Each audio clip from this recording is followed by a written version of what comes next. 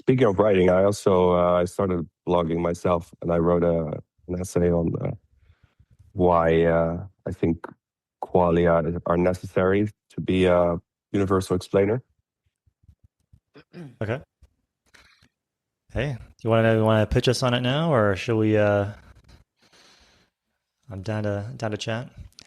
My usual take on it is like I don't know anything about consciousness or qualia, and so I sort of maybe one thing that maybe you could relate to or tell me how you think about is like I think on the one hand you can just think about computational processes and their power from this purely objective kind of view, where you just say like, does it launch rockets? This is just an objective kind of question that's about the physics of the situation. And some things like human brains seem to do that, and other things don't. And it seems like at no point do you have to refer to qualia to discuss the power of that system. You can just say, hey, evolution has all this power, and it can navigate the space of all these possible adaptations and inventions in a certain way, and humans can do it better. But whether any of these are conscious is not that relevant, or it seems not to be a part of the answering that question of like, how powerful is this system? Can it launch rockets? Yeah, what's your Right. take on that?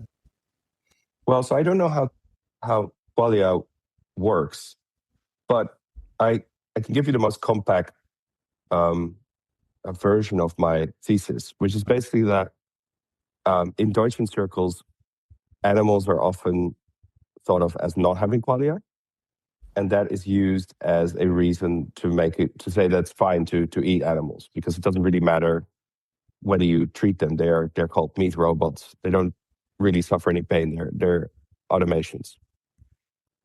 And though if you take Deutsche view of morality, which is like what the question of what to do next, what sort of life to lead, what sort of things to want, what sort of world to want, is that if if a universal explainer doesn't have qualia, then it can't answer that question, and its conclusion about itself must be that they're like the animals who it doesn't matter what happens to them, and so then any moral reasoning cannot find grounding, because you can basically loop infinitely and say, okay, why would I do that?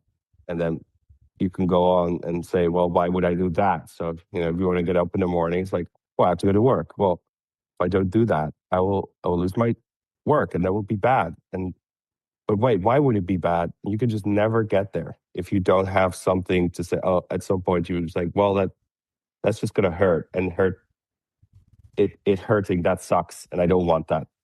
And then you can kind of terminate the infinite loop. Ah, cool. I had a couple of reactions to that, though. I don't want to cut you off if you have more to say there. No, that's the compact version of it. I posted the article in the chat if you're interested. But that's I speculate on more functions of qualia, or what they might be. But that's like this. That was my shower thought that I worked into an essay. Oh, cool. Well, a couple of reactions come to mind. One of them, actually, I was reading this book called, I think, like, "Are We Smart Enough to Know How Smart Animals Are?" Yeah, I've read that. Oh, cool. Maybe we can talk about it, because I just saw like a short talk on it, so I'm not fully into it. But anyway, like this question arises there, maybe somewhere else, where you can ask like, what are animals experiencing? And I guess this is actually, maybe I'm getting confused, from the Blind Watchmaker, where Dawkins sort of says, can you imagine a world where certain animals, like, they enjoyed the opposite of what they currently enjoy? Like, currently they want to survive, but what if they just enjoyed things that would lead to their death?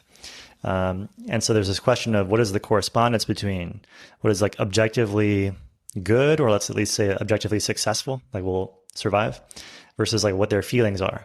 And obviously, if you evolve to have feelings that are consistent with your survival, then those things will stick around, and those animals who like enjoyed things that led to their death won't stick around.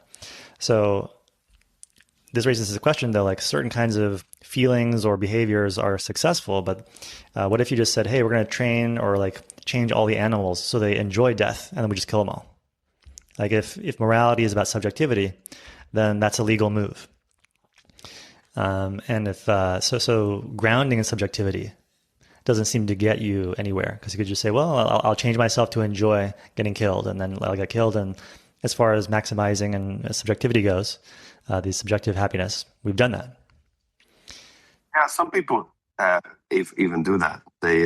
They torture themselves and kill themselves and all things. But I think perhaps the qualia are a little bit too sticky to allow you to just do that so easily.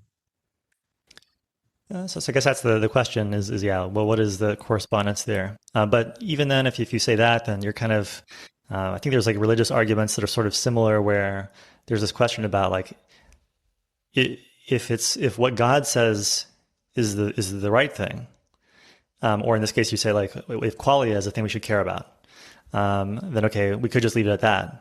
But then you come back and you say, well, I could rearrange the qualia so that you enjoy something which we would normally think of as horrible.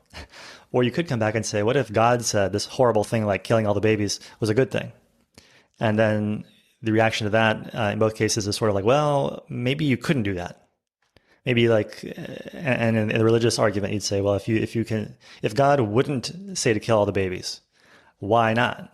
And if there's a good reason for not doing that, then why not just appeal to that and leave out the God explanation? Like if God is just an indirect middleman between objective morality and what we want to do, then why refer to him at all? And in this case, likewise, we could say maybe we don't need to refer to subjective experience at all, because we're sort of saying hey, it corresponds to this objective thing. You couldn't change your subjective experience willy-nilly. It's tied to something objective. In which case, let's just talk about the objective thing. Anyway, a couple ideas bouncing around there. Yeah. I did also read the book by Are We Smart Enough to Know How Smart Animals Are? But I didn't really find any grounding in that book, because he never seems to define what he means by smart. He just seems to think he seems to have some heuristics that he doesn't even make explicit, like an animal can recognize itself and the animal is clearly self-conscious or something like that. Even though this would be pretty trivial to make a little agent that just recognized itself in the mirror, especially with today's technology, but like this has been around for like at least a decade. You can just, and then, adjust yourself. And clearly there's a difference between intelligence and this complex behavior. So I think bees do this dance where they show other bees where there's honey and how much of it. And it's this very elaborate thing. But I don't think any bee ever said something like, hey guys, I had this great idea. It's this dance and want to know what you guys think about it. It's clearly not... is it what Popper says, that we can let ideas die in our stead instead of between generations? Mm-hmm. Yeah. So that was, for me, what was lacking from that book. And as for the qualia, I don't think we can talk. I don't think we can do away with the subjective reality, because that is what makes the morality. I think there's just the fact that we can reinterpret them changes the qualia, but it doesn't erase them. A couple of points that came to mind there. One of them was about, as far as that book, Are We Smart Enough to Know How Smart Animals Are? From the short talk that I had seen from the author, it sounds like he's mainly critiquing the idea that the humans are the best, or that people at least jump to that conclusion too easily. In terms of the experiments they run and the conclusions they take from them, they're a little bit not that solid. So I guess it's maybe my reading of his work seems to be more a critique of that way of thinking. Maybe he doesn't have a grand theory of his own. But one thing that in general seems to be true of people who look at animal cognition, including that author, is that they say like, well, there are many types of intelligence. And this is one reason maybe to look at non-human species and say that we can't really assess them so well because we're testing them by human measures. But of course, many human tests won't apply to an octopus at all. Handwriting or whatever. Those are obvious. But maybe also just like maybe numbers aren't so relevant to them, and so maybe most of the things we care about are things they don't and shouldn't care about. So we're going to have a hard time measuring what may be objectively a very powerful set of intelligences there that they have. Just we don't know how to recognize it by our yardstick. But I think one critique of that is that really, if you look at any particular concrete capability, it could be that animals far exceed humans, in a memory task or in this or that. And the point is I think, not to look at concrete knowledge and skill, but to look at like the ability to learn and create new skills. And so it's like knowledge versus knowledge creation. Because, and I like to think of this in terms of like a large code base, like a large Google data center with like a 10 million line or a billion line code base or something. Like there's a huge amount of knowledge in there about how to run the thermal systems and this and that and the other. And like no human is going to match that. Like if we just say, you do all that now. Okay, well you can't. However, like a single baby is going to have a greater ability to like create new knowledge and become a fighter pilot, become this, become that. And the data center could not match that knowledge creation ability. So the question is how much is about concrete knowledge about particular things versus knowledge creation. And so in the case of animals, if you want to analyze them, you could say, yeah, I can't do what the octopus does. It's superhuman in that way. And yet the point is not to compare exactly what you know how to do to what I know how to do, what the octopus can do to what a human can do, but to say, well, a human can discover anything. An octopus has a certain type of knowledge, but it cannot kind of discover everything with the same kind of efficiency that a human can. Or at least that's the kind of argument that I would want to make. It's not about your current level of skill versus mine. It's about our knowledge creation ability, mine versus yours. So I think that's the right metric to look at. So the books that look at animal intelligence and say, hey, these other animals are pretty impressive, I think they're hitting upon something true. But they're missing the key thing, which is the knowledge creation angle. Yeah. Do you think there are types of intelligence? In that sense of knowledge, there are different types of knowledge. But I think different types of intelligence, at the most basic level, the answer is no. Like there's just variation and selection. You're trying new things and you're distinguishing the good from the bad. There are going to be many ways of doing those two things, and you could label any one of them as a different type of intelligence. But ultimately, if you can create anything, any new idea, and use any idea to distinguish the good from the bad, there's no better than that. So while different systems could be sort of specialized in different ways, a system which is capable of anything will be superior to all of those. So in one sense, yes, there are different types of intelligence because you have kind of like different micro search algorithms that are like, the learning algorithms of an ape versus those of an octopus. They're each sort of specialized and can discover only a subset of what is discoverable. So you can discover your ape stuff and specialize to that. The octopus can discover its special things and can learn what it needs to learn. And the two don't have that much overlap. And yet humans, if they wanted to, could discover all of that and more. And you could put you could figure out how to get like a human to, drive an octopus body with a little bit of help from computers. We could design all that and figure it all out, and the apes and everything else. Whereas the apes and the octopus could not do the same. Yeah. So I guess If I got this right, that you think intelligence is kind of a search problem, and there's many ways in which you can search.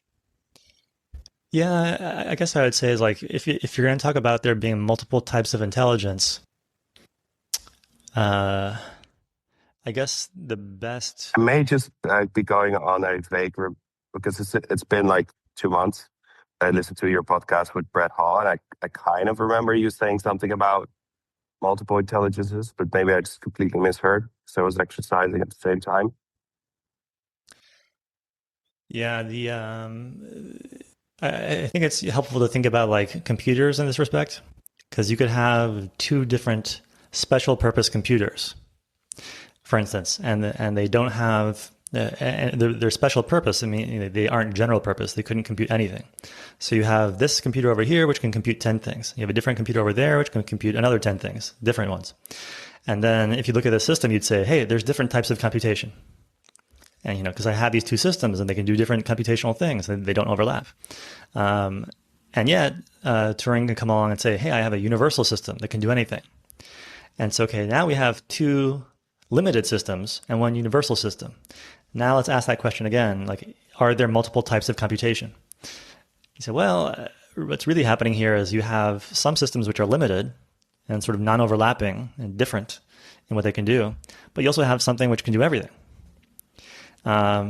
So that's sort of, I think, the right view to have of the situation where you say, okay, well, take what I said about computers and just imagine the animals now. I have a bunch of different animals now that are like those special purpose computers, and they are different. They have like sort of non-overlapping capabilities.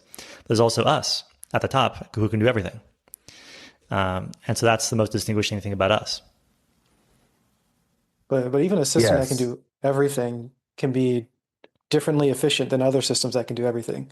Like my phone could do something more efficiently than my computer.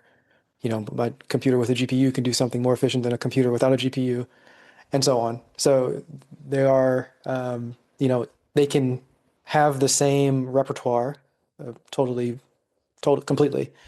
but they're just different types of efficiency.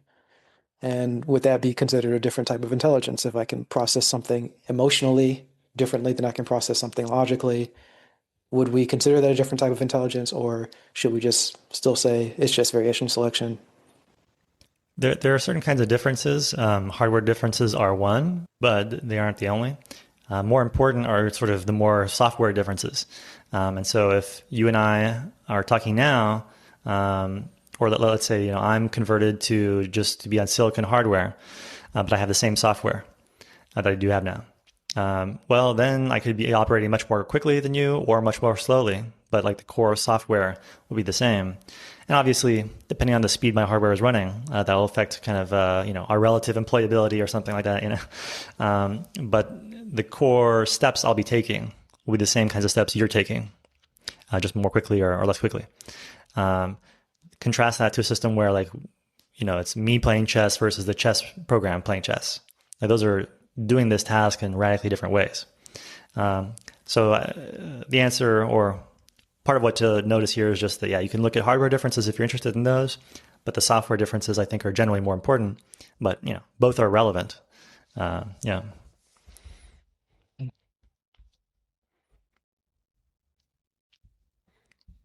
Dirk, did that satisfy your question of if there are different types of Well, yeah, I was intelligence? going to say something similar where, okay, you can say this thing is Turing complete and this other thing is also Turing complete, but in practice, I think even PowerPoint is Turing complete, but it's quite unlikely that it's going to, come up with new ideas in any way that you would find satisfactory. So, like, just literally speaking, yes, there is just one way of computing, but then in practice, some systems that do it so much more effectively than another that, in a sort of colloquial way, you might as well be talking about something completely different. But it's more of like how do you want to stretch the terminology? Yeah, but I think you can talk about hardware and software differences. It's important. It's important to distinguish the difference there, because if you had me running on this slow meat computer, you could ask the question could I run it on faster hardware? And the answer would be, oh, you could just scan my brain and put it on faster hardware, and then I'd be operating super fast.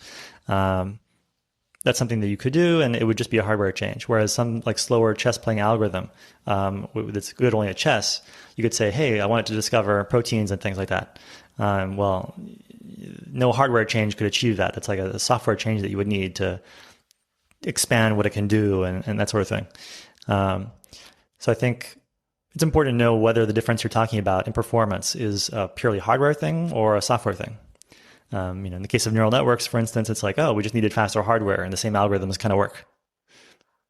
Turns out, they just needed better hardware for the thing to work. Whereas if somebody had said, oh, this software, this algorithm you've invented has some fundamental thing, it just is never going to work, no matter what hardware you give it. So that's useful to know. Sure, yeah, agree. I had another question just about the earlier, Dirk. You mentioned that you think qualia is necessary because it's like a necessary termination point for Yeah. any universal explainer. But I think that it seems like I don't think we're always let's say like hard-headedly critical of everything, such that we need to ground down to a uncritical knowledge that we have, which is our qualia. Like we have lots of knowledge that we just stop at, and then we continue processing from there. And we could at any point go deeper and criticize it and try to replace it. And then I can understand what you mean at that point if we try to replace everything and then we get to something that's very difficult to replace. But generally speaking, I don't think we ever go through that whole process. So I'm not seeing the need that you're pointing to of stopping this process of always asking why and then reaching qualia. Well, clearly people do think about this because they've written various books on it, and people talk. I mean, most people that I know that have even a slight interest in philosophy to talk about qualia and the problem of consciousness. So it would seem that at least those people would, if they didn't have qualia, would end up in a kind of existential crisis that they could never get out of. And then would they even get into the crisis? Because to have a crisis, you would need to have some sense of crisis. So, I mean, I talked about this with other people, and they said, "Well, wouldn't humans just kind of fall back on, like you say, a lot of these termination points that we just don't question because they're part of our upbringing or evolution?" And maybe, but then I wonder. Basically, we would be not denying like universal explainerhood at that point, because saying, you know what, as long as they don't start thinking about the reasons for why they're doing stuff, they're going to be good. But once they get into that French loop of why am I here? What am I doing? They'll run into trouble. But I think one question is, do you need any foundation? Like, obviously, if you have something you're dissatisfied with, as Zachary says, then you can poke at it and see if you can resolve the problem.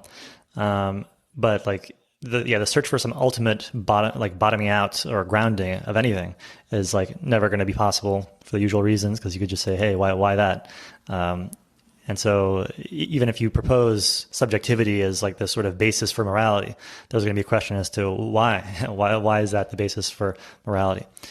So we're going to keep on digging. Well, because it hurts, basically. It's because it has this subjective effect where you say, you know, I just don't want to be in terrible pain, and I do want to have this thing that is very nice. And in practice, I already behave like that. And it's not like any particular qualia is this foundation, because you can say, you know what, I'm going to just be hurt today because I think that this will lead me to be feel better tomorrow. But then you're just you're basically planning along more. Perhaps you're even using some other person's qualia. You say, you know what, I'm just going to die for my country or something like that, or suffer for my country. But it always just ends in some kind of reasoning about qualia. I disagree. I mean, because at the very least, you could look at like natural selection and so on, and say, hey, like there, you might say what ultimately matters is survival and replication. I think Tyler mentioned that in the previous discussion, and so qualia isn't relevant to that at all. Except qualia isn't where things actually bottom out. There, it's survival and replication, and qualia is just a means to that end. In that case. So I think that's one counterexample to the idea that qualia is sort of the bottoming out of what needs to happen. It's the bottoming out of a system that can criticize everything.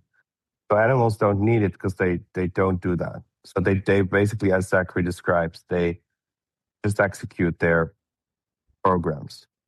But once you open-end it, it will eventually just turn on itself and say, you know what, why would I do this? So I give the example of the paperclip maximizer in my article.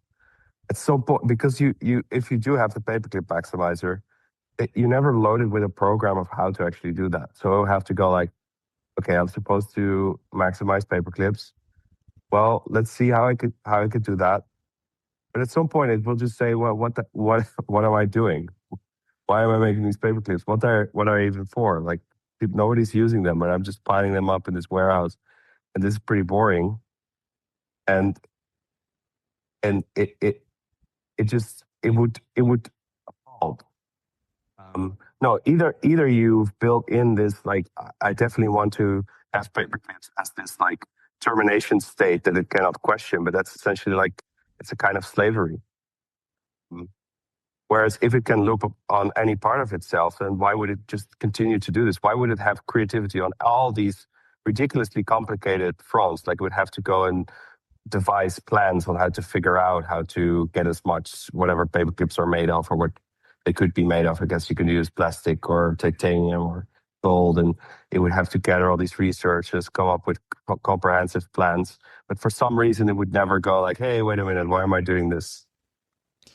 I don't see the relevance of subjectivity there because that's more about like the stability of certain ideas. And you say, hey, I have a system that can think of anything. So it's going to bounce around. And eventually, if it can think anything, it'll probably ask the question, hey, why am I doing any of this? Like that might arise on one random Thursday afternoon. And what happens then? If the system is unstable and the idea of making all the paper clips is not superior to other ideas which occur to it in that moment, like, hey, why don't I just stop doing paper clips and eat them all? There has to be, if it continues making paper clips, it'll be presumably because that idea won out in that moment against the alternative. And so you can ask the question, what's the currency in which you win?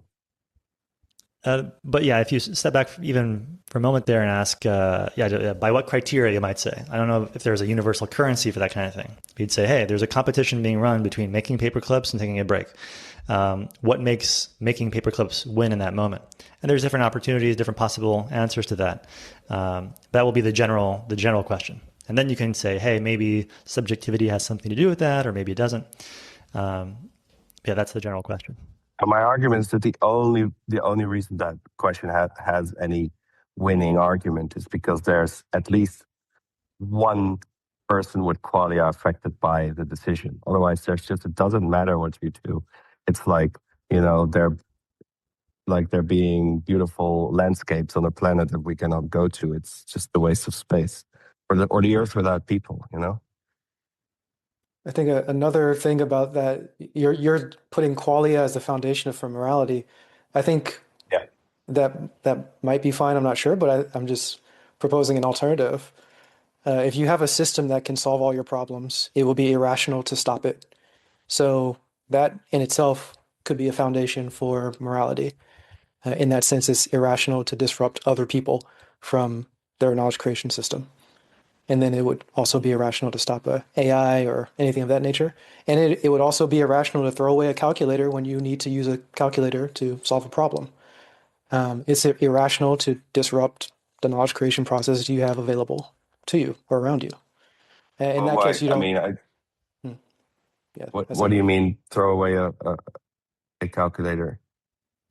Like if I currently need to calculate 5 times 8, and I don't know how to do that quickly, and I have a calculator in front of me, it would be irrational to to smash the calculator in that case. I mean, it's kind of a silly example. I'm just trying to give a strong. Okay, so I get it now. So, but suppose you decided that you don't need a calculator. Then, morally speaking, it didn't really matter whether you throw it away or not. If your calculator was your sister, then throwing away your sister would be bad.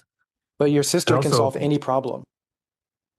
So it's a universal knowledge creation program as a person. So it's always irrational to stop that. Now, you might have other cases where it's difficult to figure out how to keep a person running because they're doing something else, blah, blah, blah. There are other cases for that. But I'm just saying the foundation could just be something like this, as opposed to going to qualia. Okay, but you've just smuggled in an assumption, which is that it's good to have a universal problem-solving system running. But I'm saying there wouldn't even be problems without qualia. It just doesn't matter what happens. It's just everything is irrelevant. Nothing is good or bad without there being subjective experience.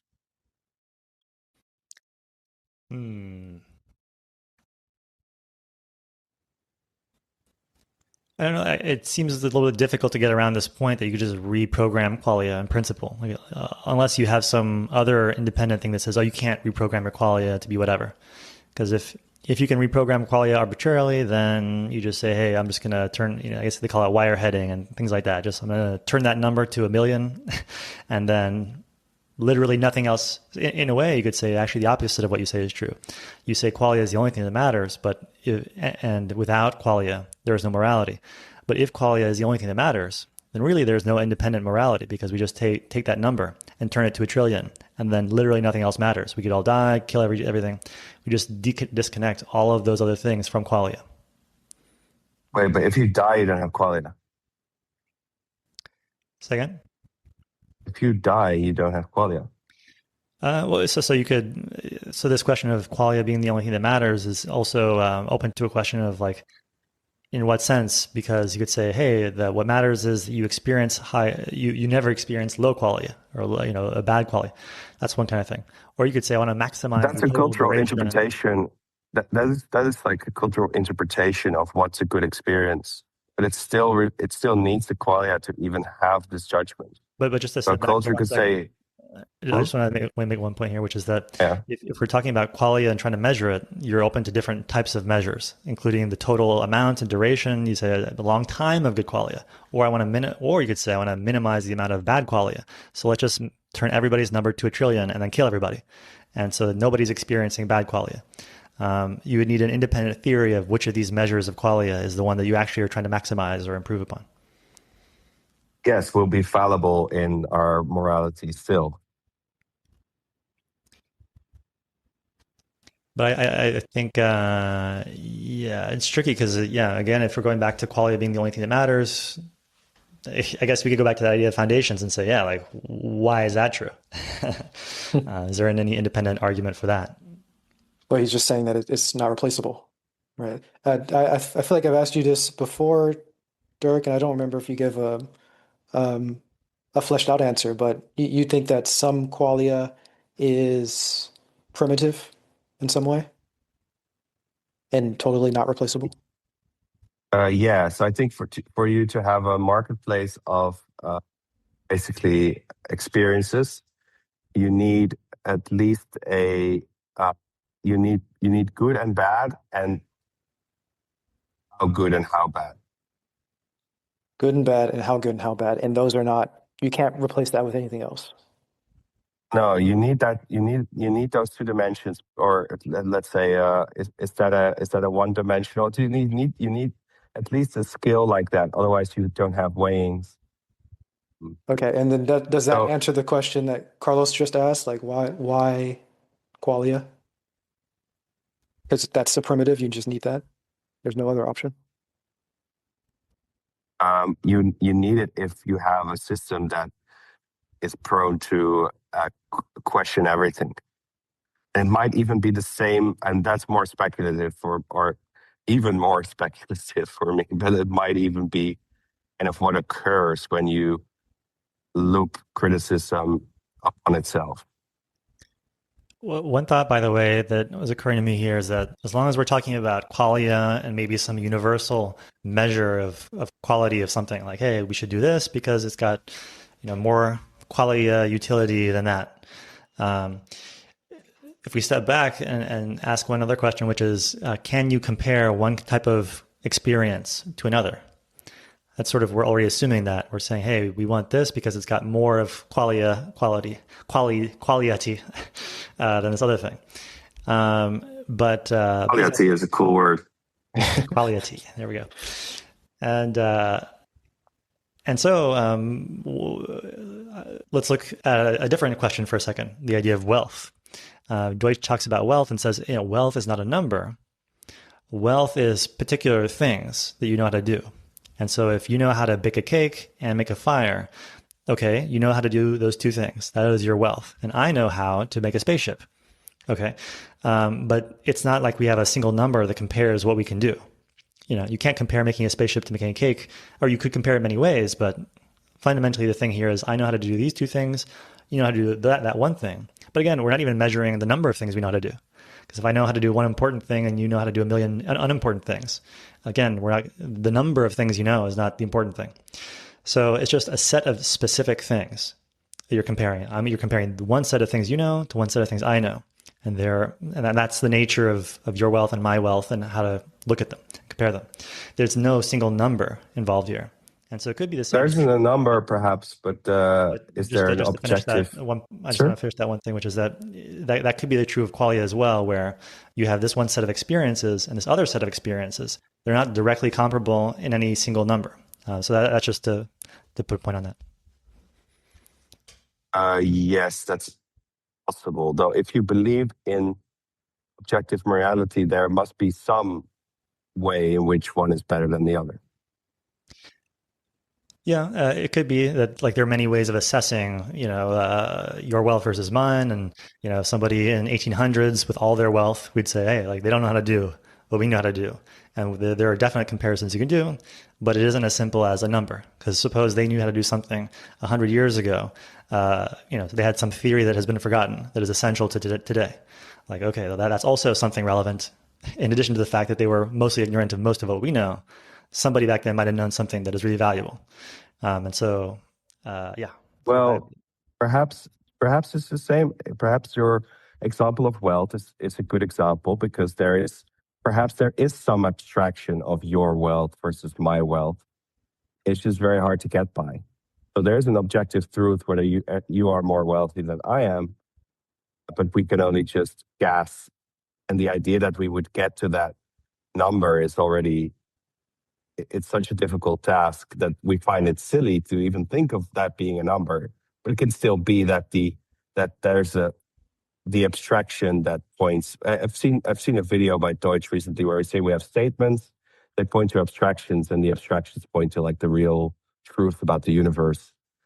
And then, am I more wealthy than you are? We would have to get into so many things. It would seem almost ridiculous. But then if you take some slave that lived 1,000 years ago, like, am I more wealthy than that slave? Then yes, oh yeah, right? Then it almost seems like a joke not to say that I'm more wealthy. But we just don't know how to get to the number, but the number might be there. I disagree, just because you can construct the counterexample I mentioned where, yes, it could be the case that, the core idea here is that it's not a single number. There's these two sets. And of course, it's also the case that one set can entirely contain the other. In which case you'd say, hey, this wealth is greater than yours. You know how to do A, B, and C. I can do A, B, and C, and D, and E, and F. My wealth wholly contains and exceeds yours. So that's certainly one possibility. But it could also be, A, B, C, I know D, E, F. Like, you know how to do things I don't know how to do, and vice versa. And that's the fact of the matter. So in that case, there is that is the statement that is the comparison of our wealth. And then we could say maybe say like, hey, DEF doesn't matter. So that could be true too. But that's sort of a different maybe question from wealth, maybe, or I don't know. Yeah, maybe. Perhaps there's no objective truth of who has more wealth.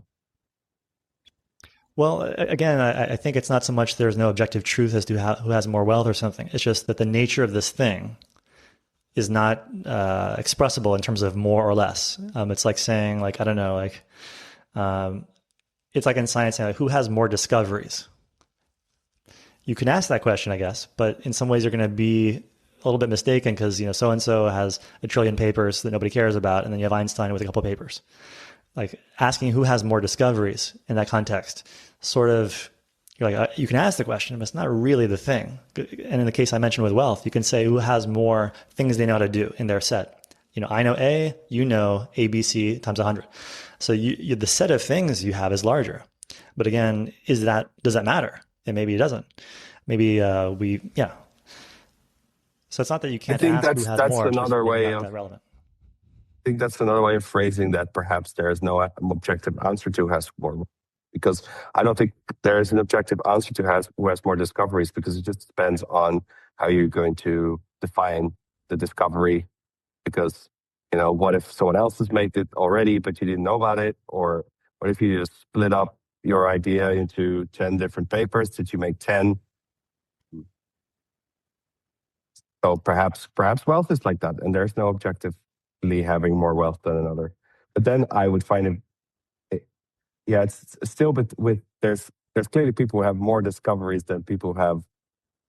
I have very few discoveries. Einstein has definitely more than I have. But then, well, again, I've run into what are you going to call a discovery? I mean, I've discovered many things as a kid that I didn't know about. And does that count? I don't know.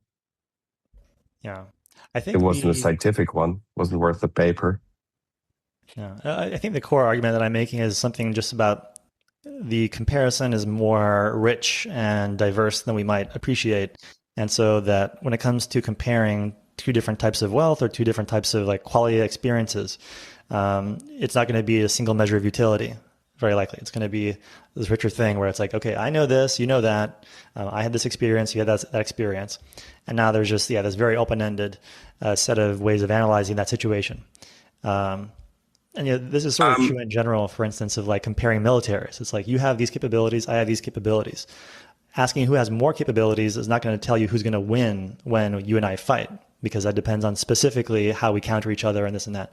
You could have nukes, but I have all these other things. And analyzing Right. who will win is not going to be obvious. So I think that's true more generally here.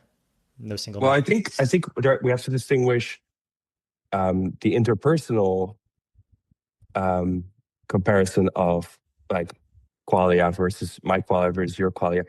It might be that these are just fundamentally non-comparable, but within your own mind of what ideas win out, I think you would need to at least make guesses about which one is better than the other and how much. So you can have ideas win from other ideas in your own mind. It's like this marketplace of ideas. You think, okay, I don't know what I want to have for dinner tonight, but it's definitely not pizza, and it's maybe a little bit Asian. And then you weigh that against thinking about what to have for dinner for a really long time, which is itself, comes at its own cost. So you're just weighing all these things against each other.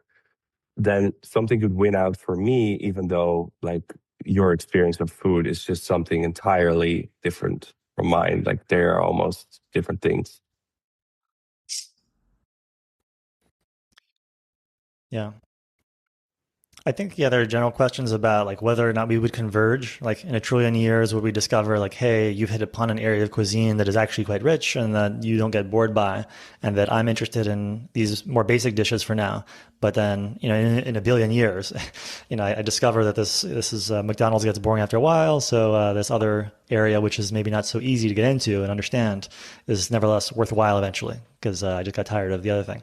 So we'd eventually converge in some cases, and you know like two civilizations, one of whom isn't interested in rockets, but the other one is. And it turns out rockets give you access to the whole of space. And if you're not interested in rockets, you're stuck to one planet, and that eventually gets boring for you. Then you're going to say, hey, let's try the rockets now. We tried everything else. But in all these discussions across all these things, I do sort of wonder again, what is the relevance of like subjectivity? Because like again, in my own work, I sort of think, hey, I can analyze the system and whether it's going to make rockets, and I can ask all these questions about, hey, like how do you compare option A to option B? What criteria do you use? Where did that criteria come from? All these questions seem answerable or at least askable without referring to qualia at all. And the system could even say like, hey, I'm conscious, whatever. And I'd be like, I don't care. Like all I care about is what bits are in your brain and how they're operating. And, that's the thing that I'm looking at in terms of capability. And then the other philosophers can come in and say, hey, we have the hard problem of consciousness and all these other things. And okay, that's cool. I don't have any handle on that myself.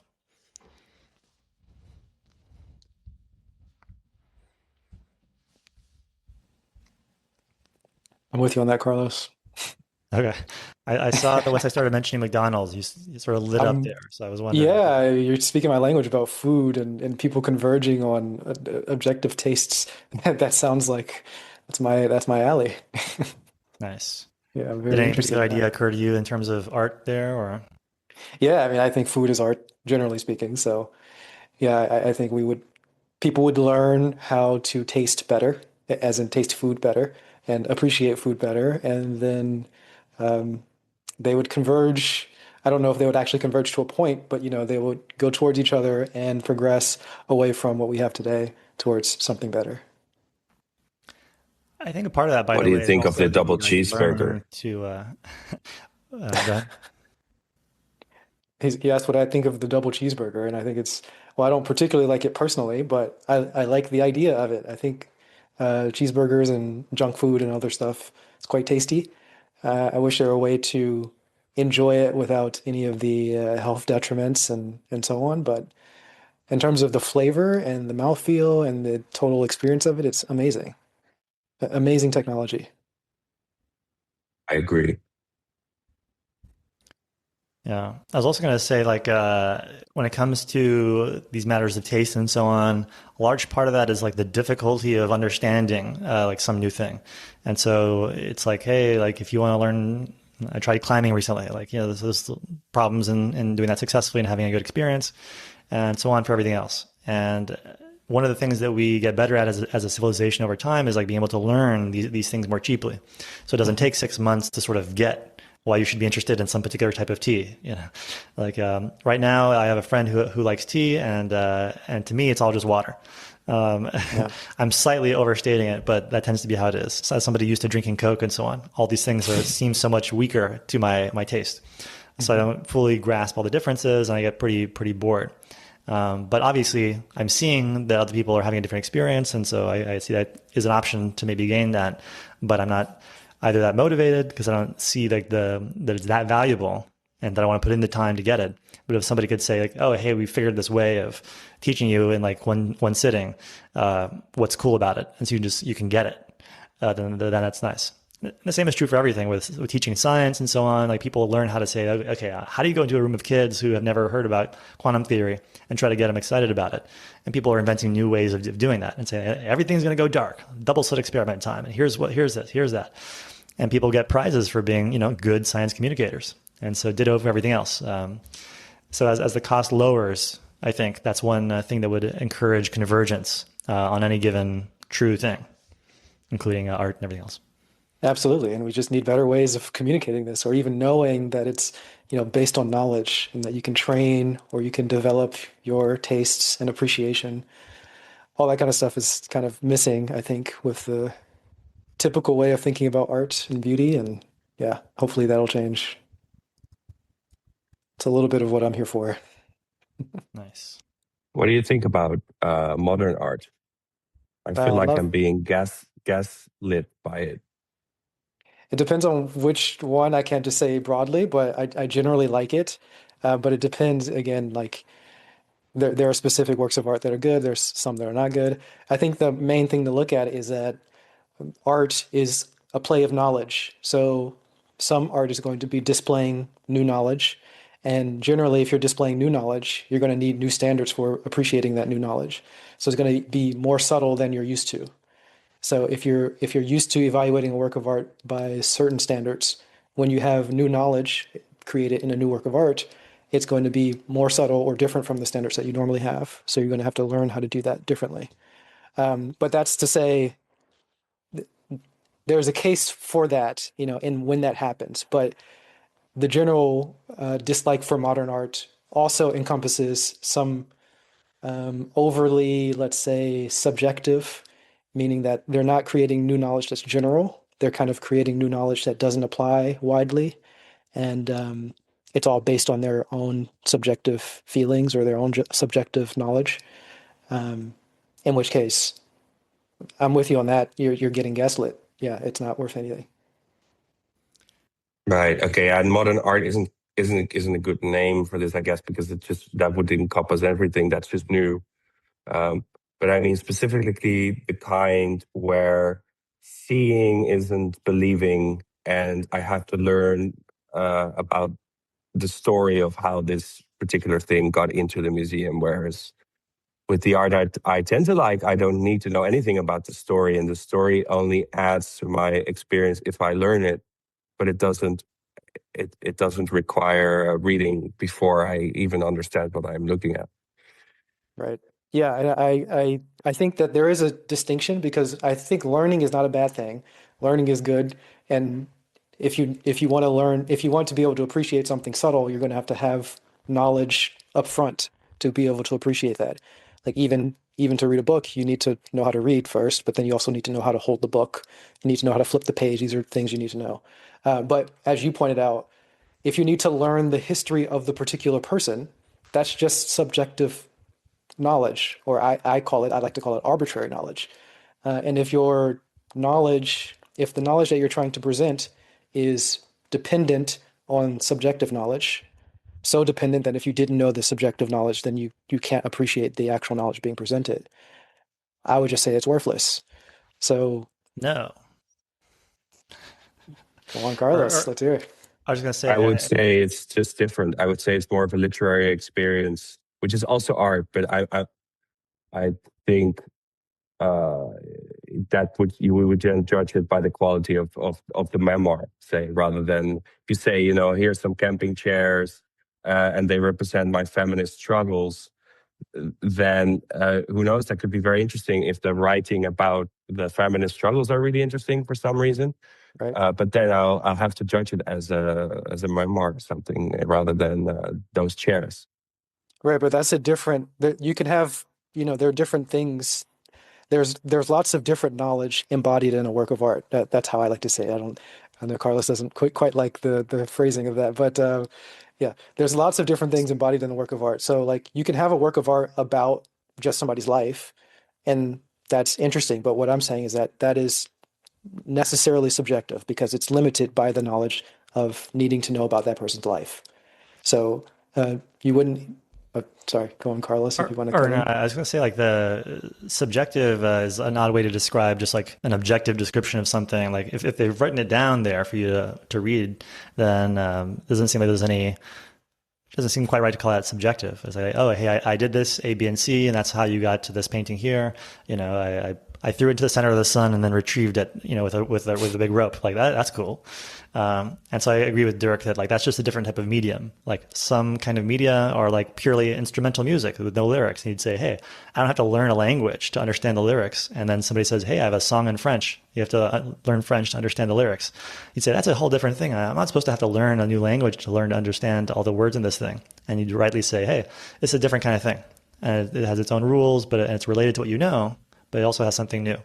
And likewise, if there's a story behind this that's interesting, that is somehow part of the art, fair enough. And again, you could decide, hey, I don't like that kind of art, or it's not valuable to me, but it is a different medium.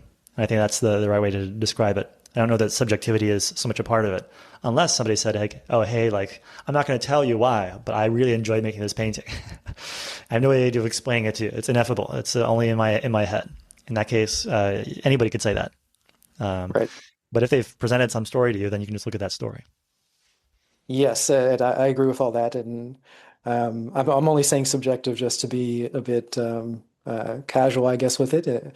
I have my own language around it, but it's my own language. It's a little bit idiosyncratic, but yes, I think there's arbitrary knowledge. So knowledge that is, I think the knowledge of somebody's particular history is arbitrary, meaning that let's say if we were to move across the multiverse and look at different instances, the work of art would come out differently because the facts of the person's life would be different.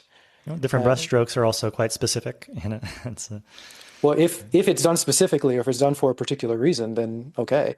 But if it's not done for a specific reason, then it's arbitrary. So like if you're like specifically doing the brushstroke for a particular reason and it's aligned with the work of art, as you go across the multiverse, those brushstrokes are going to be the same because there's a particular reason for doing it.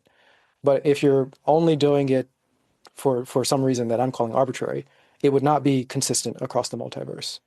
So that's the way that I'm describing it, and that's what I mean by the facts of somebody's life in their memoir are going to be arbitrary because most of those things are just kind of happenstance, things that happen in your life. Well, what I have in mind is somebody more sculpting a story behind something. Like, so Mr. Beast is like, hey, I went out and did this, and here's the result.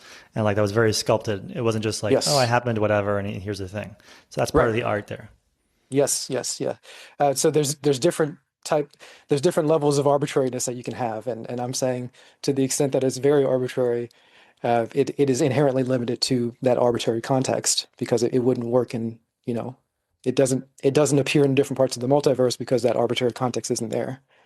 Yeah. Whereas something that is more necessary would appear in a wider proportion of the multiverse because it's necessary. It's pretty arbitrary if somebody's like, my painting is in this museum because I'm friends with the guy who runs the museum. Right. That's why it's here, Right. not because of the quality of the story or the painting or anything else. Right. Yes, but any particular work of art is going to have many parts that are arbitrary and some parts that are more based on something necessary. So you could have a work of art that's based on your life, totally, but then you arrange it in sonata form, which is like a musical form. You could do that, and then if you're in doing that, you're presenting the work of art in sonata form. So sonata form is embodied in the work of art, and if you're just presenting sonata form, that's beautiful and useful, and everybody loves it. Maybe I'm the only one, but a lot of people love it, and that's great knowledge to display. But all the other parts of it, the parts that are just based on your life, are arbitrary, and I would just say they're at least inherently limited to specific context. That's the simplest way to put it, but I would also just say worthless. I have a question for you, Zachary. Do you think the kind of knowledge that you're after, because it seems like I haven't checked out much of your stuff, but you talk about art a lot, so it seems to me you're trying to figure out what art is and how it works. Do you think your knowledge can be used to make better art as well? Sure. Yeah, I would hope so. I specifically wanted to appreciate art. That's the main focus that I'm looking at because I just like art. And but yes, I think it could be used for creating art also. Uh, because I think if you can identify good art, that's also helpful for creating art. It can guide what type of thing. It can guide the types of. I mean, it's the type of variations that you do, and when you stop the variations and say you're good, or you keep selecting, as in keep deleting, or keep the process of variation going. If you have the vision to see what's good, then you can do that. Do you have? I would love to hear.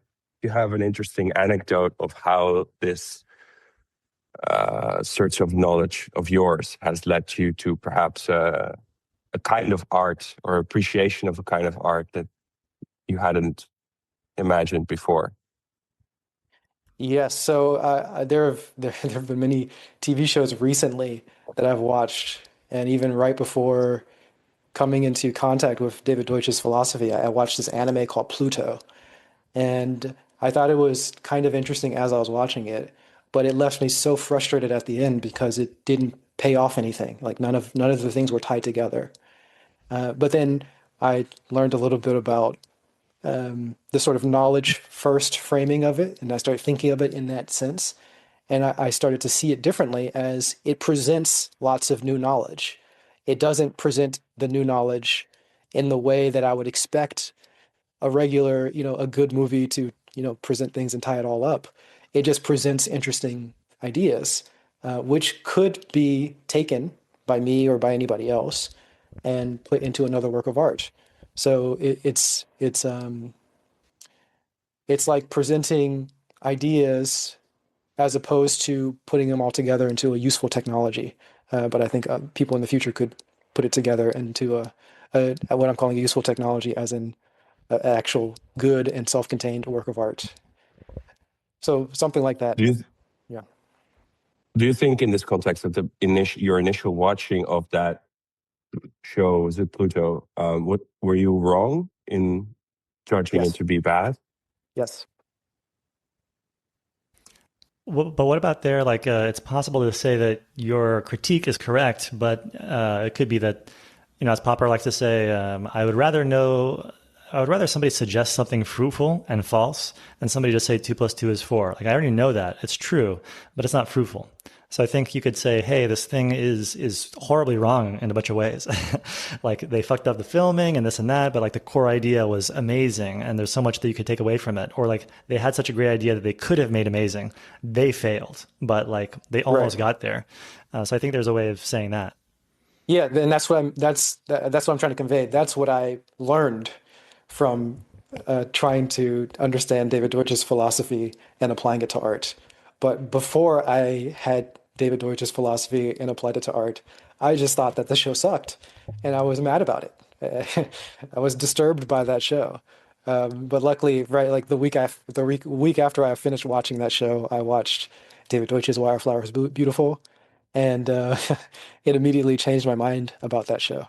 So yes, So, it, so, it so would could you it could agree do. with that description then of it's like bad in the sense of just like as its own work, but like Mhm. it's very fruitful in lots of other ways. So like there's a lot you can get out of it. There's like much to appreciate in it, but it also has these problems that you already did identify or Exactly. Yeah, it presents lots of new knowledge, and the new knowledge is just not good. But it's not good because it's not refined. It doesn't mean that it's useless or it's not like a they are good directions to go. You can immediately think of things to fix it, which I think is the thing that makes it a bit bad or seem bad. But the fact that there are new ideas is the thing that's good about it. cool. That'd be a good example And of what where if again, like the we criteria here are not as simple as just there's a scale of good to bad, but you're saying here there's a specific good things, specific bad things. Right. Exactly. Yeah. and could we flip this experience? Like you watch what is actually a very bad movie, um, but you just love it. You get a new idea. You get a new idea for an artwork. You get a new idea to make your own film. Is your loving it then also wrong? Or or or or no? I'll let you answer this. I have my own guess, but Well, I think it's pretty much the same thing. There's more of an attitude to it. So you can take any knowledge and you can use it as a jumping off point to create more knowledge. Or you can use it as a jumping off point to try to refine and fix and continue to grow your knowledge. So if you ever have that attitude, that's always a good thing to say that I want to improve this. And that can be literally any idea. And so I'm applying that to art also. If you have something that's just if really bad in any typical measure, but you just kind of enjoy it, and then it inspires you to make more and it inspires you to improve on those ideas. You're still working with the knowledge, even though it was bad knowledge that you were presented with, and you're improving it.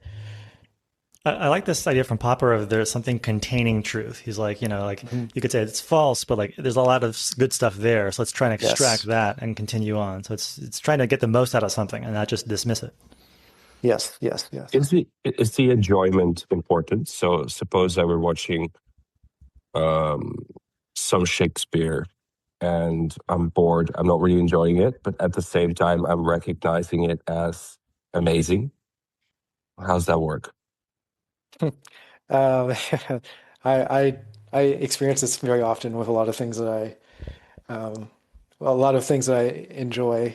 I don't enjoy. I'm bored out of my mind, but I see something in it. Um, but there are different measures. So I don't really focus on the enjoyment aspect personally. That's just not so important to me. But looking at like something like Shakespeare, you can see that he's creating new narrative forms. So if you know the history of Shakespeare, he's literally creating new ways of presenting media or new ways of presenting a narrative at all. And then that's influencing the rest of art, and it's creating new ways of in the creation of those new ways of presenting narratives. He's creating what I'm calling new areas of possible conflict, which means that you have the possibility of new resonances, which I'm just calling beauty. So essentially, I'm just saying you have the possibility of more subtle knowledge to create. So that's the main value of Shakespeare. He's creating new narrative forms where you have the creation of new possible knowledge to make. It's literally objective progress. Now, whether or not you enjoy it doesn't really matter because it's objective progress. You now have new potential areas of conflict which means you have new areas of potential resonance. So you can read Shakespeare, not enjoy it, and still recognize that. I would like push back and say like for me like there's certainly some like songs I'll listen to where I can learn something as a musician and say like, oh, okay, that's a technique I hadn't thought of, even if I don't like the thing. But I think there's like a world where you'd say like like I could make my own music now that fits all of the criteria that I have in mind and exploits that thing. So I feel like there is a bit of a world where if it's objectively good, you should get to the point where you do objectively enjoy it. I think you should converge on the on that. And like a good version of Shakespeare, you would enjoy. Maybe it takes a few. Maybe, yeah. I mean, I can see that. I can see that. Usually, I just don't think about. So there are two parts that I don't think about. I don't think about the enjoyment. I'm just not like looking at the qualia aspect.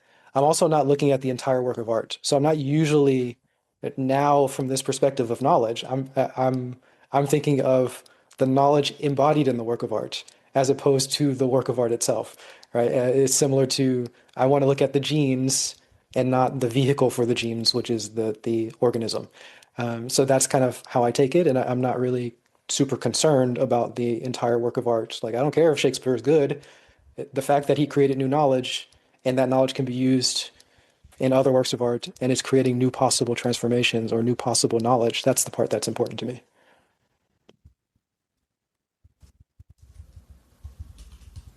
A la carte. But that seems like a one way of engaging with it, but that's not the usual way, and that's It's fine. definitely not But usual. it's more of an analytical thing. But I guess that's raises the question about like the different ways of engaging with any given work. You could say like, oh, I love the writing in this document of entirely false ideas. Like I have a friend who says, oh, I love the style of this author, whereas I will read that author and think like, oh, I disagree with you. Book shut. And so you're engaging with it in different ways. But I guess it's important to call out those different ways and what the relationship is between them. So I wonder what you see Yes. there in terms of like, oh, I'm analyzing this, I'm getting things from it, I'm learning about things, even though I don't like it, versus like there's this other thing of like, no, I fully appreciate it in sort of the traditional sense of like, I like it. And not for some dumb reason, but maybe because you've appreciated so much of the background of what it takes to make it and or what is objectively good. And then you have that subjective experience or whatever it is that even if it's not subjective, or just say like, oh, all the things are lining up as good for me, and not in a Hmm. purely analytical way. Hmm. Yeah, I mean, it's good. I guess it's fine. I think it's great to enjoy things. I think it's not a problem. But I just don't. I don't see a. I don't see a reason to include it in the the way that I'm thinking about it right now. That's really it. And as we talked about earlier about qualia, it's just there's no reason to try to pin it down if you don't have any. You don't need it. Why do I need to care about qualia for AGI if I can just create the knowledge creation system that can do anything, and you don't have to talk about qualia at all. In the same way, like why care about qualia with understanding a work of art or appreciating a work of art when you can just talk about how you appreciate it? Well, here's where I think something is interesting. Like you could analyze a joke, for instance, like in the world of comedy, sometimes people will compare these two ways of engaging with a piece of comedy. They'll say like, I think Norm Macdonald or somebody who said, I'm upset when I go into like a writer's room of comedians who are like trying to write up for a show and I'll say a joke and somebody will go like this. That works. They'll hear what you said and analyze it and say a statement about its quality. And it's just like, they never laugh. And he says, so I like people who actually laugh. And you could look at that and say, hey, there's just different ways of looking at it. And if the person can just hear it and say that it works, what's wrong with that?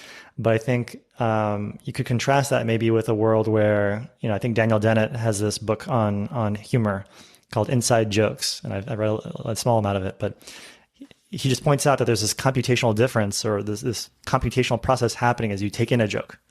Like you laugh because you had this expectation at a certain time, and then at a later time that was upset, and whatever is happening there, it depends precisely on the order in which things were presented and all that. So there's a particular sort of computational thing that has to happen for the joke to hit you in the intended way.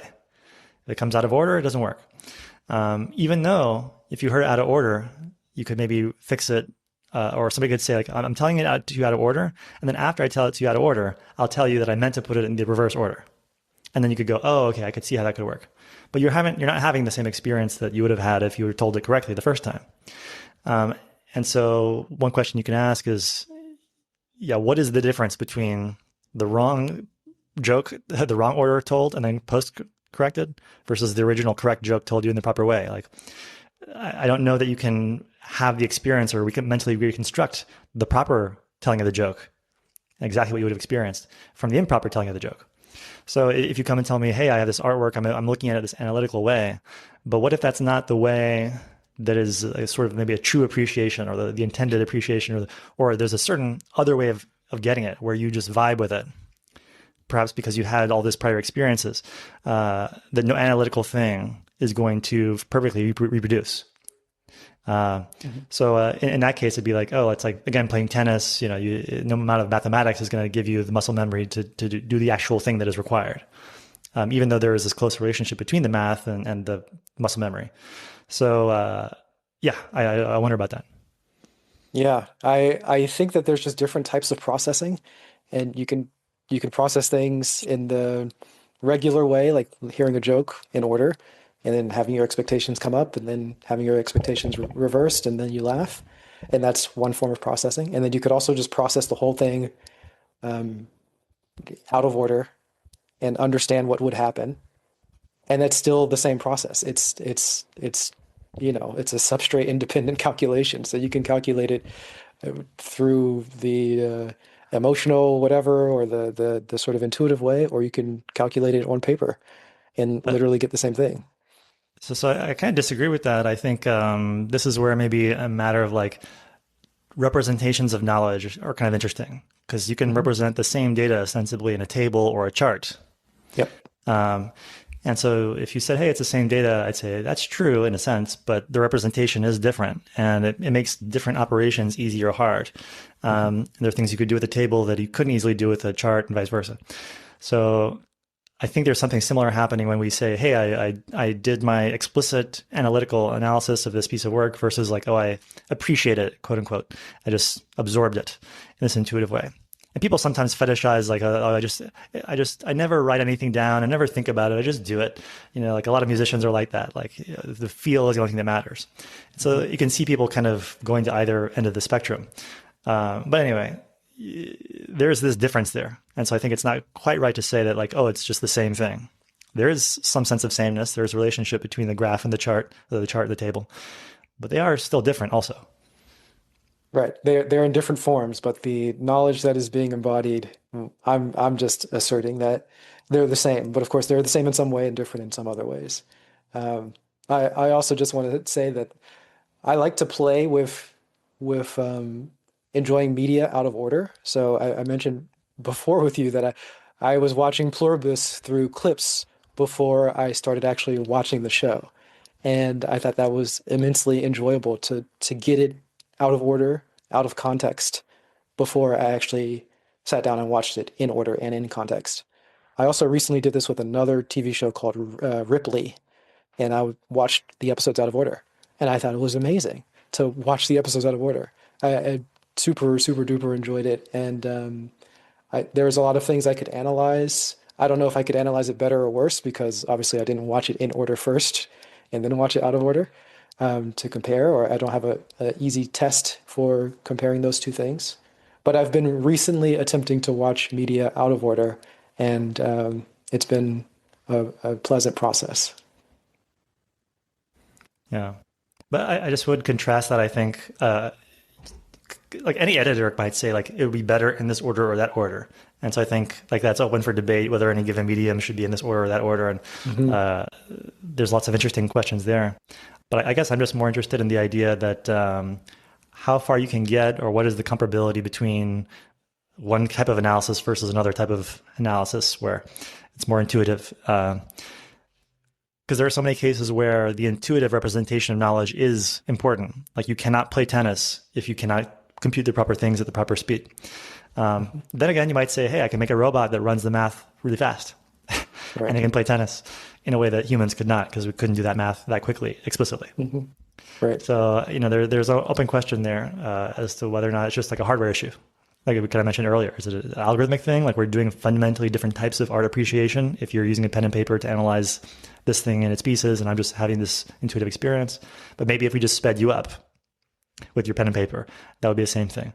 I suspect it's not in that case.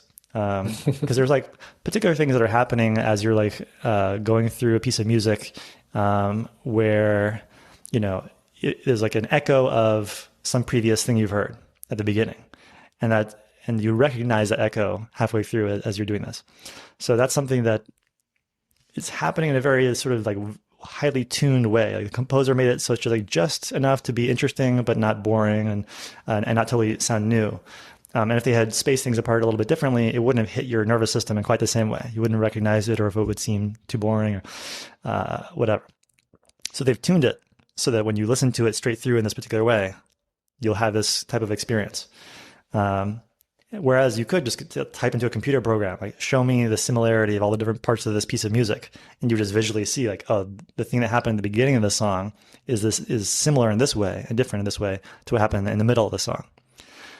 But it's not the same. It's not quite the same thing happening in both cases. I think, like looking at the visual of that versus like hearing the difference. Mm-hmm, mm-hmm. I wonder if the sort of intuitive way is more or less prone to noticing objective progress. That's another thing.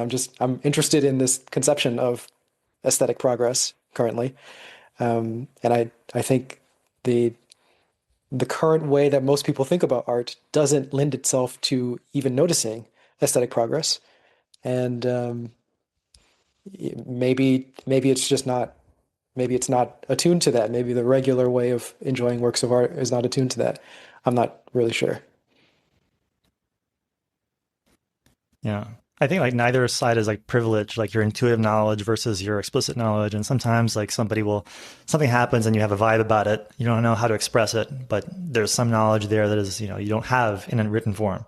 And so you should exploit that. And then the reverse could happen where you're like, hey, there's all these reasons why this music seems different from what I'm used to. And I can write it down why that's the case, but I don't fully appreciate it and get it and want to listen to it.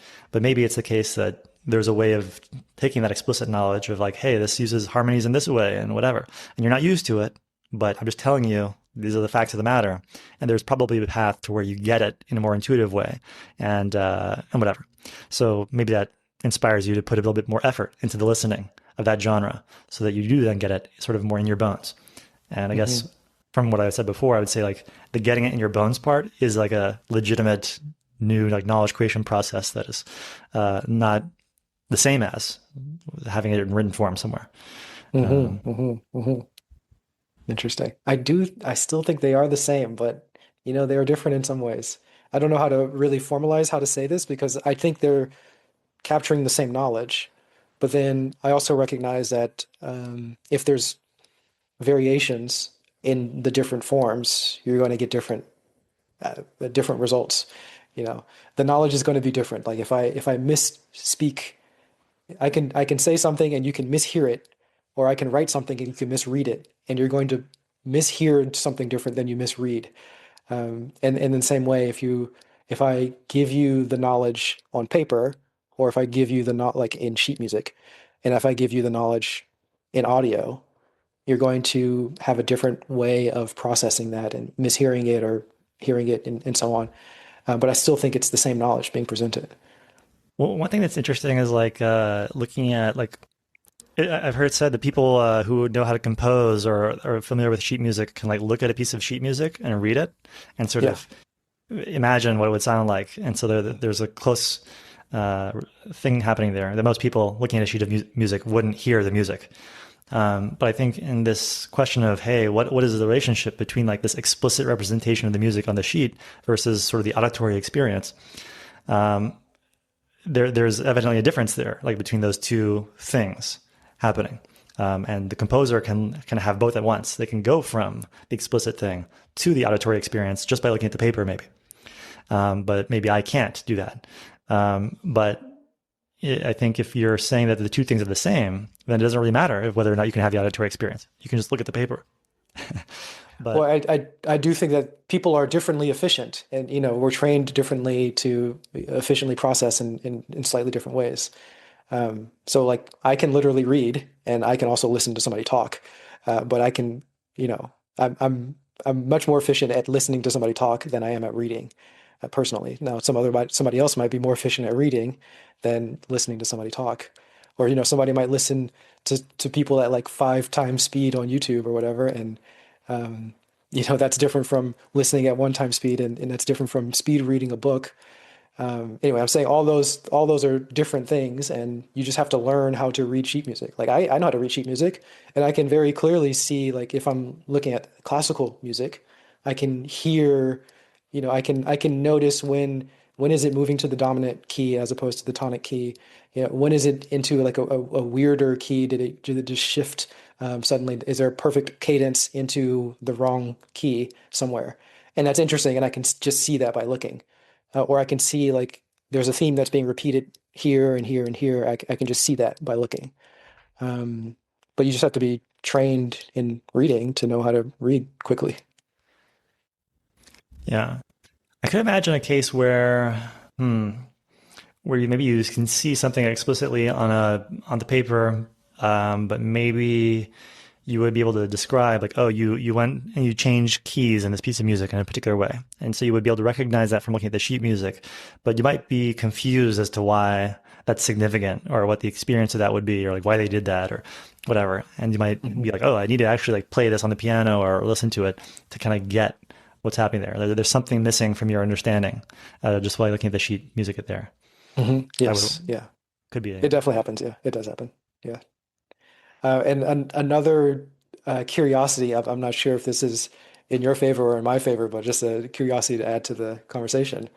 I like classical music, and it's quite common for people who like classical music to listen to multiple different recordings as opposed to just one recording. So it kind of it goes against this.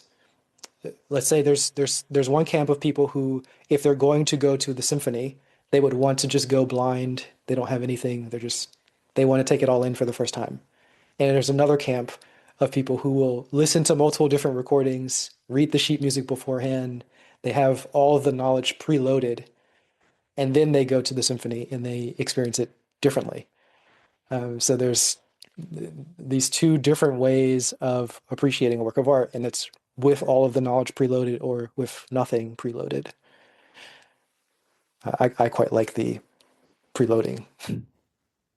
I do like to listen to various different recordings of the music. Sometimes it just sounds like a different piece, even. Hmm. Yeah.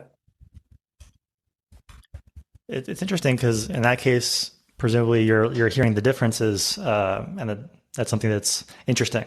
Because I'll listen to like like some Debussy or something, and like you'll hear that when it's done on like a choir versus done on violins versus done on whatever, like Hmm. there's certain things the instruments can and can't do in those cases, and you're like, okay, wow, like they had to kind of switch it around how they handle this part, and the crazy drum like rhythms over here that I like can't be reproduced by a choir. Hmm. So if you like that thing, you're not getting that thing. So it's in some sense worse or whatever. Like the machinery couldn't do that.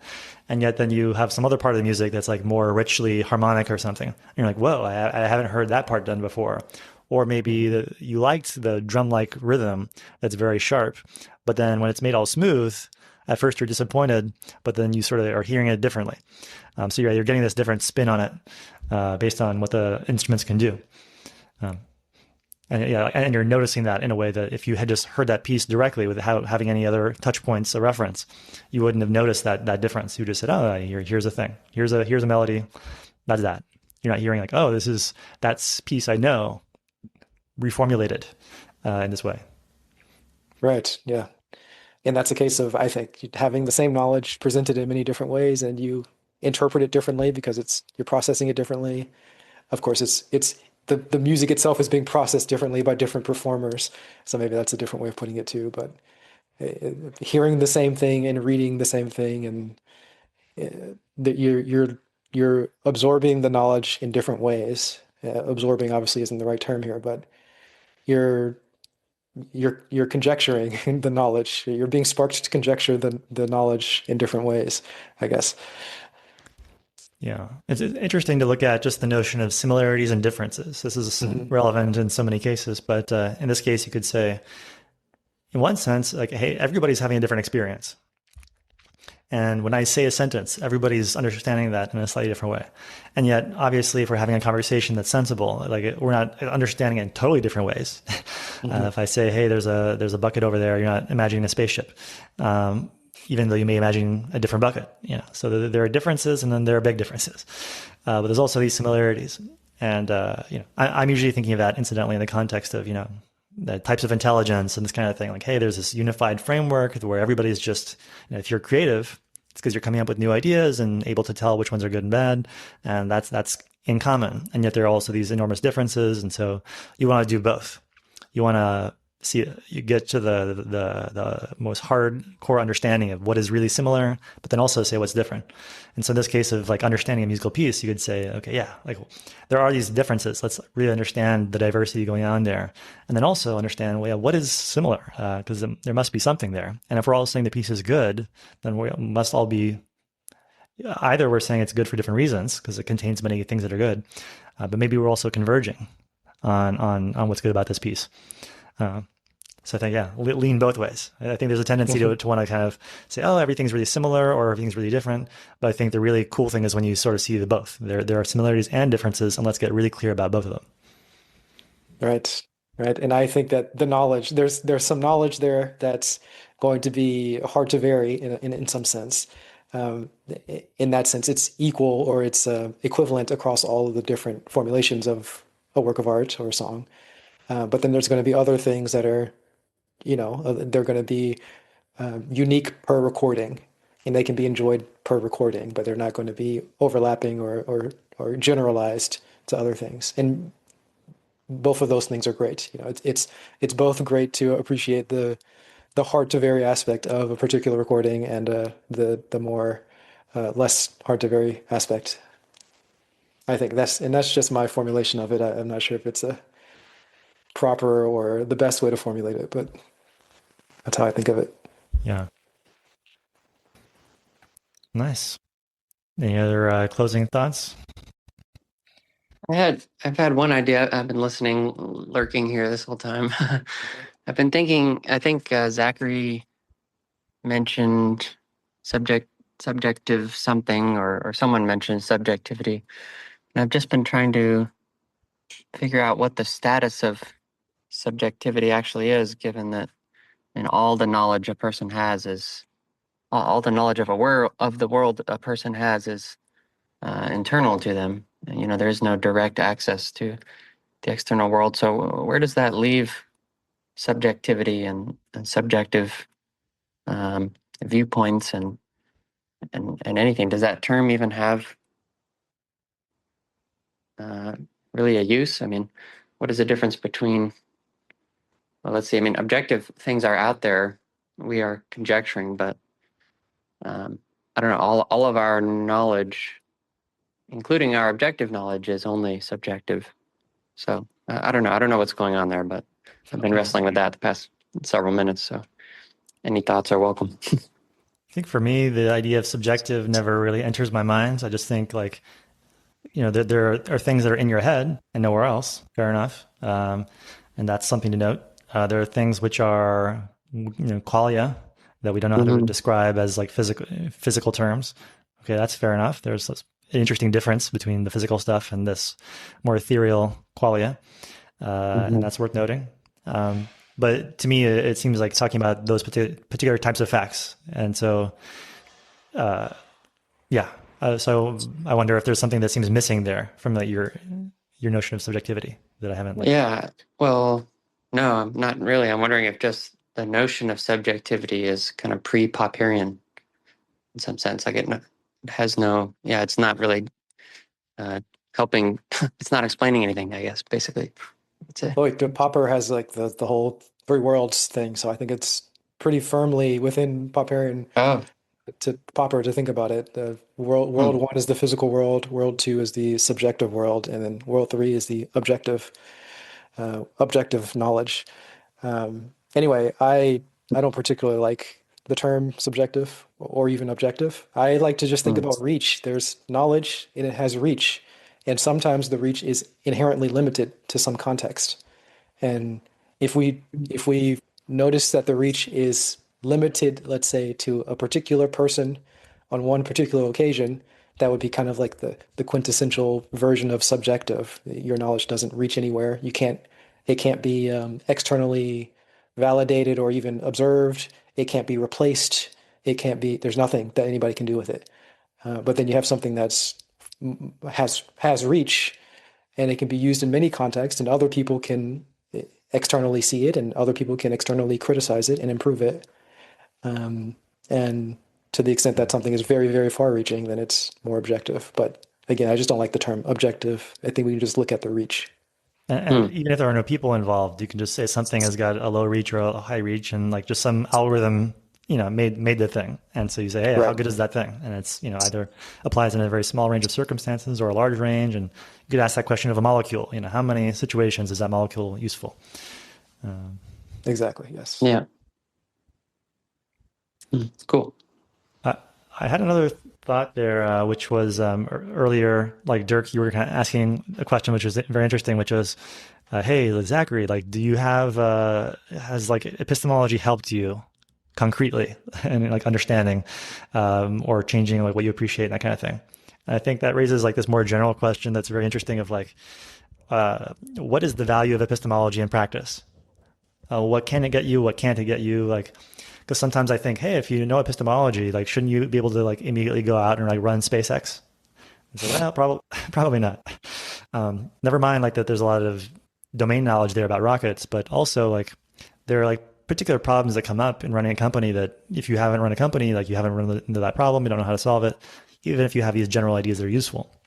So it's kind of like knowing mathematics. Just because you know mathematics doesn't mean you know how to solve this particular mathematical problem, though you may have the tools that are very good to help you. And without those tools, maybe you would be worse off. So I do think there's this, in the case of aesthetics, I wonder if I describe as some things, whether you'll find them true or not, which would be that like, when it comes to knowing epistemology, then you kind of know maybe very general things about types of criteria and like what are required. You might view appreciation as this computational process. And so that to successfully appreciate something, you need to have certain criteria, but the criteria don't come out of nowhere. You're born with some, you invent some others. And so if you don't appreciate something, that's because your criteria that you do have are saying it's bad. But you also know that criteria can be mistaken. You might have to invent new criteria. So like your whole picture of the situation, there are certain things that certain principles of fallibility and other stuff that will affect you. But then again, your specific knowledge of any given domain of art could be, you may not know anything about it if you know about epistemology. You don't know about abstract art necessarily, but you may be able to avoid certain kind of pitfalls where somebody who might say like, oh, I don't like it, therefore it sucks, objectively. You probably wouldn't fall for that. And so then you might learn more about that field in a way that somebody who didn't know about epistemology wouldn't do. So maybe one way to put that is like people who know epistemology will like converge upon the truth if it's on the goodness of a work of art, if it's in fact good. Whereas if you don't know epistemology, certain people will say, oh, I like it for arbitrary reasons. Other people say, I don't like it for arbitrary reasons, and they will never converge. Right. Yeah, I'm agreeing with that, definitely. Yeah. And I think that my newfound appreciation of epistemology and applying that to aesthetics has not made me understand piano anymore. Like I don't, I'm not better at playing piano, or I'm not any better at understanding jazz or classical music or anything. But I have a new approach. I have a new way of understanding how to go about appreciating things if I wanted to. Yeah. And I have that framework of understanding that there are criteria, and I could update my criteria. Also, I imagine that sometimes there are things that aren't actually replicating into my mind. So I may not even, it doesn't matter if I have the criteria or not. There are just some things I don't notice. So they're not in my mind to be evaluated. And I think in terms of that a lot too. Yeah.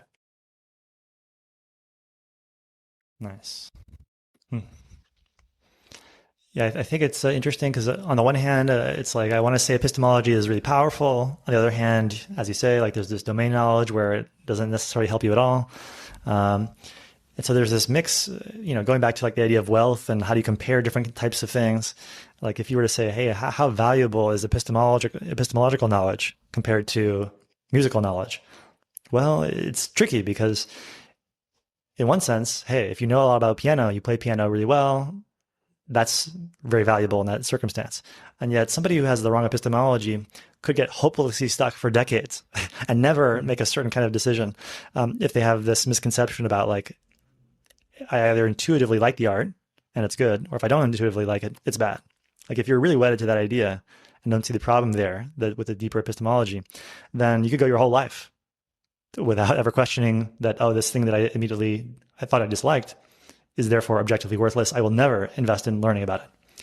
And so in that sense, you might say the epistemology was all powerful and super relevant, and it was decisive in making you get stuck. So it's tricky to analyze like the power and value of epistemology because, yeah, from one perspective, it's useless because it doesn't answer concrete questions. And yet, if your problem is in some sense more of a process level problem, then the epistemology could be decisive. Mm-hmm. At least it gets you over that block of like something. And then you can more engage with the concrete problems once you've gotten over this epistemological hurdle. Yeah. And I think especially important for Popperian and David Deutsch's epistemology, the whole notion that you can infinitely improve your knowledge. I mean, that right there, I don't think anybody, it's not very common to think about art in this way of the possibility of infinite improvement of any aspect of art. But when you bring in this David Deutsch's type of philosophy to it and his style of epistemology, then you have that possibility of infinite improvement. So you'd want to get over certain hurdles. You have the impetus to try to remove blockages of appreciation because there is the possibility of infinite improvement. I think there's something similar when I read like 0 to 1 from Peter Thiel, where his emphasis is so squarely on novelty and the idea that like it doesn't have to exist in the past. There can be no precedent for it. And yet the set of possibilities is so infinite and vast, and we're going to have to make new things that have never been seen before. And you don't know if they will work. Like that is a thing. Just noticing that is a thing and a big thing, like a decisive thing, like most of what will happen in the future, we have no idea about. It just like changes, I think, your worldview because obviously there's so much more known about what is known and what has happened. And so it makes sense it seems so reasonable to look towards the past as a guide to the future. And yet recognizing that the future is unknowable and vast and you're going to have to sort of reach your arm into that vastness. And that's where most of the good stuff is. Just totally reshapes your worldview. And you see all of the things that have ever happened are like this tiny little seed. And there's this huge elephant of the cosmos waiting out there. That's a radical shift in perspective. And so just anything that even gets you close to that direction of recalibrating towards the unknown versus the scale of the unknown compared to what is known, I think is cool. And so I can imagine that being useful in any domain where somebody's like, you have to look towards the past exclusively. You'd say, that's laughable. Yeah, I ask because to me, epistemology has been very useful. I don't know at this point. Say it again. You were kind of quiet there. For me, my audio. For me, epistemology has been very useful. So I was just wondering how it's useful in art. I can totally see how it's useful for appreciating art, but specifically, how would it be useful in creating art? I'm not sure yet. It would be amazing if we could also create better art, knowing.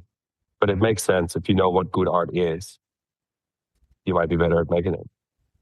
Mm-hmm. Well, one thing there that I would say is that I wrote an essay a while back. Maybe I'll throw it in the chat about musical variation, and so for me, I was always stuck in making a musical piece because I would come up with a good idea, I thought, but then I couldn't finish it. I would be stuck with hey, I have this chunk of 30 seconds or a minute, which is good, but I can't get across the hump to 4 or 5 minutes and finish something. And so part of that was thinking about part of what solved it for me was seeing like, oh, if you have a good idea, it's not, you shouldn't think of that as just literally one good idea, but it's more of a stepping stone to many good ideas. And if you have this idea, if you recognize that there are many ways of transforming a good idea into other ideas that are related, then suddenly you can have one good musical thought and turn it into a larger piece because you're seeing the many ways of transforming it and pushing it and pulling it. And as you do that, you're sort of naturally creating something which makes sense together also. Because normally I would think of, if I want to make a 5-minute piece, I need to come up with like 20 different musical ideas that are good and then somehow mash them all together. And that's a difficult task because, you know, they may be all quite different. Whereas if you say, hey, I have a good idea here, I'm going to come up with a bunch of things that are directly inspired by it and just transformations of it, then you sort of are naturally beginning with something that is, coherent together and much easier to stick together. And so that was a case where understanding sort of the broader nature of like almost mutation, you could say, helps you because you're seeing like everything that exists is a certain combination of things. And therefore you can tweak any aspect of that combination to produce a new thing. And you can then ask, oh, what are the different types of ways of transforming this object? How many ways are there? And you very quickly see that like there are many ways of transforming it. And very quickly, if you go through like a few steps of transformation, each of which has like 10 options. Like I can make this louder or quieter. I could make this harmony or that harmony. I could put in this instrument or that instrument. I could go up a note or down a note. Like you have all those options at every step. And pretty soon, if you string a few of those together, you have like a trillion different musical ideas that are open to you to hit upon. And so just seeing that was the nature of the situation, I was like, oh, okay. I now don't have this idea of having to shoot in the dark for good musical ideas and then somehow string them all together. So yeah, having a general picture of what sort of the space of possibilities looks like and how it's navigated, I think helped me navigate the musical space. And I think also doing that allows for you to create new types of transformations, right? Like you have the new possibility of things that could conflict. When you are thinking in terms of just making 5 minutes of music and it's just 100 different ideas, you just have 100 different ideas. But then when you have this more systematic, it doesn't have to be super systematic, but a systematic way of like you have a motive and you've got 10 different things that you can change about it. And if you change any one of those things, now you have the piano playing something and then you have the guitar playing the same thing, but a different register. Now there's a new thing that could have conflicted, but they are now resonating. And that makes the possibility for new transformations. So again, that's what I'm calling objective progress. You now have the possibility for new types of things that are resonating or not conflicting. And I would formulate that more as like you can look at variations which are like low level, just like, hey, I'm just going to look at the notes and I could take this melody and change a particular note up or down. But then there are higher level things. Like I just want to make this into like a different genre. And a genre is often a collection of many different things, of instrumentation, of rhythm, and whatever emotional feel. And so it would make sense to say, hey, I want to take that thing that you just hummed that's like la la la la la, and I want to make that death metal now. And to somebody who knows death metal, that will have a particular meaning, and they'll be able to say, okay, yeah, I know exactly what to do. I'll change this. I'll take the voice, make it with scream. I'll make this, add a bunch of bass. I'll thicken the texture. I'll add a bunch of drums. It's gonna be very high energy. Okay, cool. And so they've done 100 things in that process, but they're all very well developed things that are understood and sort of grouped as one thing. So that's like a kind of a more abstract type of variation. Instead of literally listing the 100 changes, you could just say, make a death metal. Yep. And the lower level changes will be encapsulated in that. I gotta say, I'm kind of impressed by how well you remember your article. I'm looking at it right now. I'm just like scanning it as you were talking. And it seems like you have a very good memory of it. And you wrote it like it's hard 4 to years. vary. Yeah. It probably only has like 2 or 3 ideas. So. Oh, yeah, but still. Nice. Cool. Any other thoughts? Nope. Nothing for me. I had a great time. It was a lot of fun, Carlos. Yeah, that was cool. Sweet. Well, as always, I like to say that I don't know why, but I'm always like continually surprised by the fruitfulness of epistemological conversations. I think it's kind of a true thing. I'll maybe wrap up on this, which is like I just finished reading The Blind Watchmaker, and like half the chapters are sort of relevant to me, and half of them are a bit more just questions in biology that aren't that relevant outside biology. But still, half the book you can squint a little bit and see like, that problem is a problem that exists in my field also. Mm-hmm. Slightly different emphasis, slightly different whatever, but with a twist, we're dealing with the same kind of problem. Like, what can be evolved? Well, what can a human mind discover? What can an AI create? What are the limits of where they can get to in the space of possibilities? That's the same kind. That's one question, which is just asked in a particular form in AI and evolution, whatever.